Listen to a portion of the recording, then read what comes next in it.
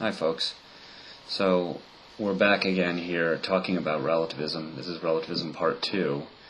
And again, the idea, roughly, that we're going to talk about is the idea that moral beliefs are true relative to individual people or perhaps individual groups or societies rather than objectively true. I mean, true regardless of who you are, where you live, things like that. Now, the example I used in the last lecture was the example of vegetarianism, whether it's moral to eat meat or not. But that's just one example. We can apply this to any moral topic, including controversial moral topics that you're familiar with. So, for example, there's a lot of debate about whether abortion is morally acceptable or not. There's debate about whether the death sentence, capital punishment, is morally acceptable or not. There's debate about whether homosexual marriage is morally acceptable or not, whether we should allow these things, whether they're immoral or not. And if relativism is true, then the truth of those things, of whether those things are morally right or morally wrong or morally permissible, is relative to various individuals and how they judge and feel things, or relative to various groups. And again, this is a position that I think that a lot of you are attracted to from my experience. Now, let me just clarify one thing that might confuse people. Let me get this out of the way. When I say that something is true relative to a certain person, and false relative to another person, when I talk like that, I don't mean to just be saying that, one person believes that it's true and the other person doesn't believe that it's true. That's right. I mean, that's uncontroversial. So take vegetarianism as an example. And imagine that we have a meat eater who thinks it's quite morally acceptable to eat meat, and we have opposed to him a vegetarian who thinks that it's morally wrong to eat meat. Now, clearly, the vegetarian believes that eating meat is immoral, right? And the non-vegetarian doesn't believe that. Right? There's no controversy about that. So when I say that, when we talk about relativism, and I say that the idea is that it's true that eating meat is immoral relative to the vegetarian, and that it's false relative to the meat eater, I'm not just saying that one of them believes it and the other doesn't. That's not what I'm saying. I'm saying something further. I'm saying that beyond what the person believes, there is this fact, right? And it's a kind of truth out there in the world that goes beyond what people believe. And if relativism is true, then there's this fact. It's in fact true that meat eating is immoral for the vegetarian. And it's in fact true that meat eating is morally acceptable or morally permissible for the meat eater. So I'm not just talking about the fact that they believe differently. That's not interesting. The interesting thing would be if there's something further. There's some fact of the world that is not dependent upon, that I should say is dependent upon just what the person believes in a certain way. So if that's confusing, I hope that's not confusing. This is one of the reasons that it's better to do this stuff in person in class, because I can clarify this a bit for you. But maybe this will come out more in the discussion as I talk about it, to be clear. But it's not just about what people believe. It goes beyond that. So let me try to get a little bit clearer about what I mean about relative as compared to objective. So let's take some non-moral propositions. So take this one. There was a person on the top of Mount Everest yesterday. Take that proposition. Now that is clearly a proposition that is objectively true or objectively false, meaning that it doesn't matter what we here, those of us, me and you listeners, what you think about the truth or falsity of that proposition. There is a fact. It's either true that there was someone on the top of Everest yesterday, or it's false. and nobody was on the top of Everest yesterday.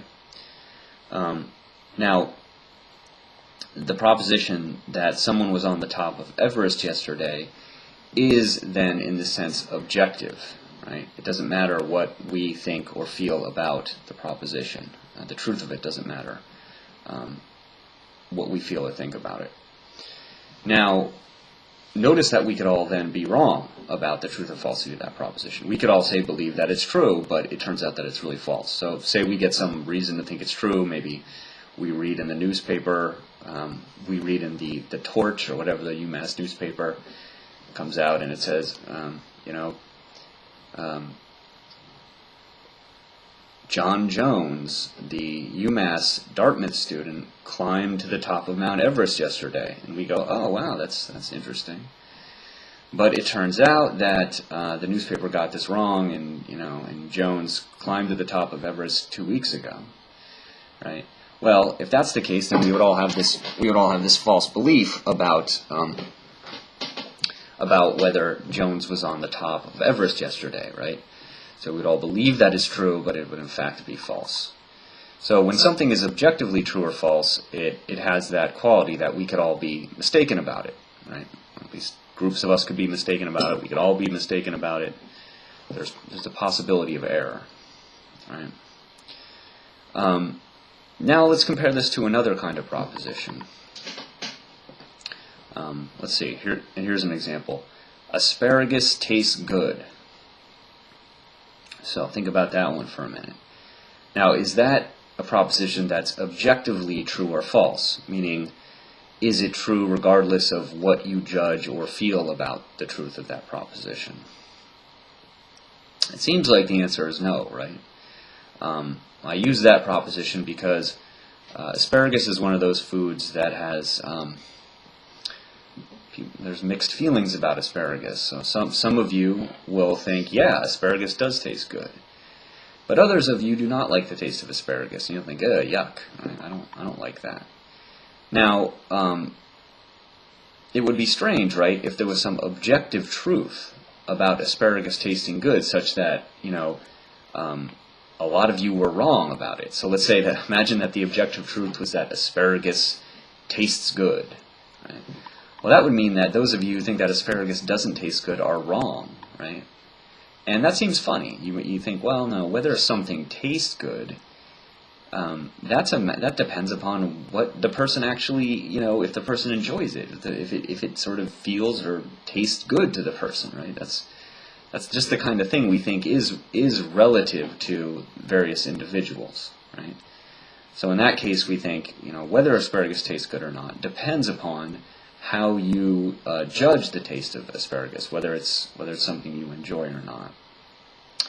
And here it looks like that everybody, in a sense, if there's divergence in opinion about the taste of asparagus, which again I assume there will be, it will be the case that each side is right. When the people who say asparagus tastes good say that, they're saying something true. And when the people who don't like the taste of asparagus say asparagus does not taste good, they're also saying something true. So this proposition, the proposition asparagus tastes good, seems to be one whose truth is relative to each individual and how that individual judges or feels about the taste of asparagus. Now consider a third proposition. Let's see. Okay, so yeah, this one works. I like to use this one about driving on the left side of the road. So consider the proposition, you should drive on the left side of the road. Now, is that proposition objectively true or false? Now think about that for a minute. Is it true, regardless of who you are or how you feel about that proposition? Now, you might first incline to say yes. You might think, at least, if we're talking about following the rules of the road, if that's what we mean by you should drive on a particular side of the road. If we're talking about that, then it looks like we might want to say that the truth of that proposition does not depend on how you feel about it. I mean, imagine that John Jones, our UMass student, that he thinks that he should drive on the left side of the road. Well, we might think, well, he's crazy. He definitely shouldn't drive on the left side of the road. He's going to cause an accident. It's very dangerous. You shouldn't do that. We drive on the right side of the road. So we might think that it's just objectively false that you should drive on the left side of the road. But we should slow down a bit here, right? Because is it true for everyone in the whole world that they should drive Is it true? No, I want to say, is it false for everyone in the world that they should drive on the left side of the road? And the answer is no, right? Because in some countries, you do drive on the left side of the road. So in Great Britain and British colonies, and maybe some other countries, I don't really know who exactly adopted this convention or not, but there are many countries where you do drive on the left side of the road. And in those countries, obviously, it's it's true that you should drive on the left side of the road, and if you are one of those people who thinks that it's false, then you're the one who's wrong, right? So the reason that I'm using this example is because it's not a proposition. So propositions like you should drive on the left side of the road, the truth or falsity of those propositions is not determined by the individual, right? It's not determined by how each individual judges or feels about it. Rather, it's determined by a broader group, some kind of at the societal or governmental level. Right? So that's just a different kind of relativism. It's different than the relativism about the taste of asparagus, right? Because it seems like each individual gets to determine the truth or falsity of whether asparagus tastes good.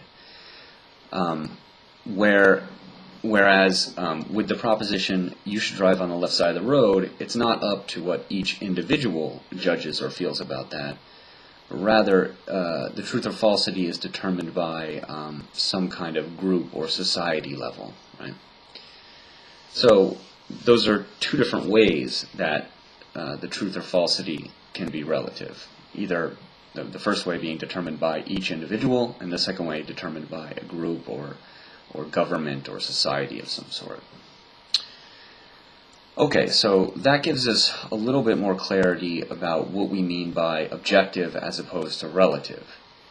And the idea in question now is that moral propositions are relative in this way, in one of these ways, right? So that the truth of moral propositions like abortion is wrong, or homosexual marriage is wrong, or it's morally okay to kill people for in capital punishment. Those are all moral propositions. And the idea here with relativism would be that the truth or falsity of them is determined either by how each individual feels, or it's determined at some kind of societal or government level or some kind of other group level.